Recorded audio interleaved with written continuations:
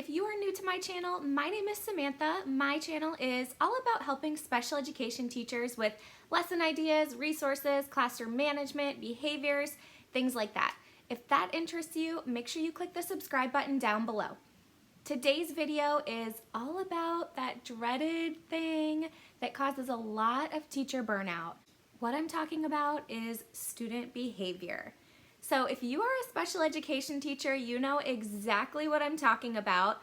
When I first went into teaching and specifically special education, I had been really familiar with working with students with disabilities and I absolutely loved it. The one thing I didn't realize that I would be really managing almost all day long is student behaviors. And after a few years of teaching, it actually became one of my #1 interests. If you feel like conquering student behaviors, keep watching.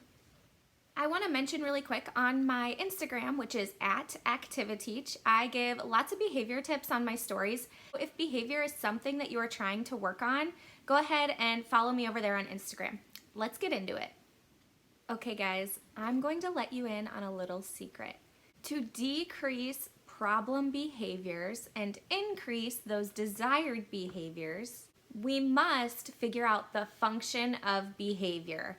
In other words, the why. Why is this problem behavior happening?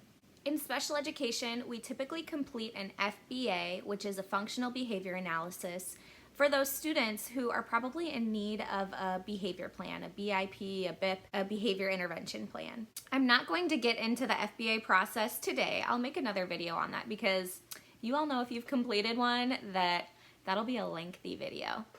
So today I'm going to be talking about the 4 functions of behavior. The first function of behavior, and typically the most common, is attention. The second function of behavior is escape. The third is to gain access to a tangible. And the fourth is typically sensory related. So remember, when I say functions of behavior, I really mean the why. Why is the problem behavior happening? What is causing it? Is it because your student wants attention?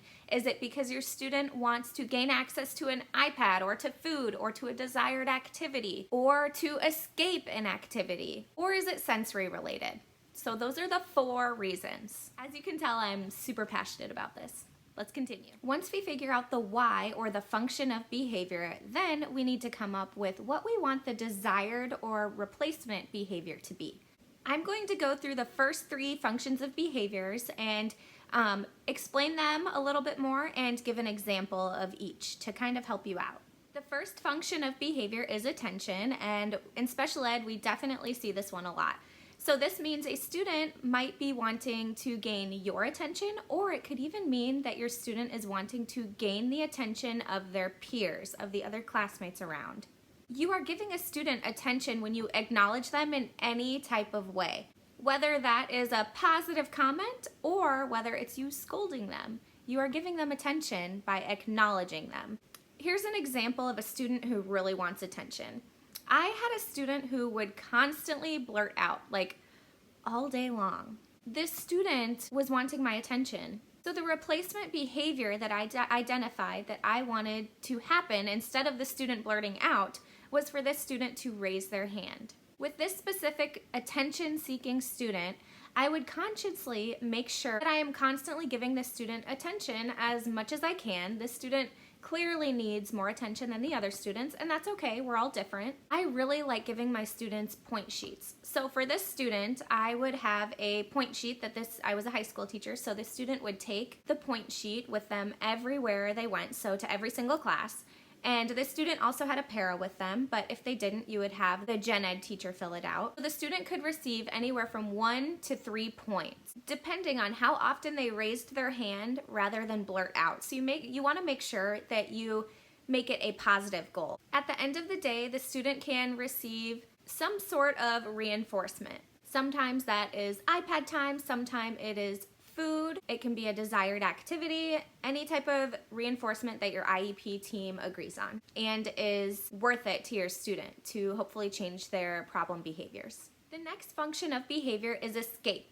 So this means a student is trying to escape a class, escape an activity. They're trying to avoid something. For example, one of my students would always get into fights with other students during math class. This student was trying to escape having to do any type of math activity. For this student, we worked on teaching the student to ask for a break, ask for help, and sometimes I would also shorten the assignment because I'm all about those preventative behavior approaches. Giving students choices is also a really great strategy. The next function of behavior is to gain access to a tangible. This means that a student's problem behavior might be occurring when they are trying to gain access to food or an iPad, things like that. For example, you might give a student 5 minutes of iPad time as a reinforcement or a reward after they complete an activity. When the 5 minutes is up, the student might run away and whine that they need a longer time on the iPad. Something that might help to prevent this behavior is to give this student warnings before their time on the iPad is up. So you might want to give them a 1-minute warning and a 30-second warning. In the end, if there is any type of problem behavior that is occurring with your students, make sure to always ask yourself, what is the function of the behavior? Why is this behavior happening? And that is the first step of how you're going to decrease the problem behavior and increase the desired behavior. If you are a special ed teacher and these behaviors are so severe, then you might want to complete an FBA or a functional behavior analysis. That can definitely help you determine the function of the behavior. Sometimes the function is actually not what you think it might be. All right, guys, I hope you enjoyed this video. I want to mention quickly down below, I have some free resources for you. There is an addition cut and paste worksheet and some color the coin worksheets down below in the description. Make sure to join my Facebook page, which is Special Education Life Skills Math. Make sure you give this video a big thumbs up if it was helpful to you in any way. Click the subscribe button also. Like I said, I absolutely love working on student behaviors, so if you have any specific questions, totally write them down below in the comments and I would love to help you. You can also message me on any of my social media accounts. I hope you all have a great week. Happy teaching, guys!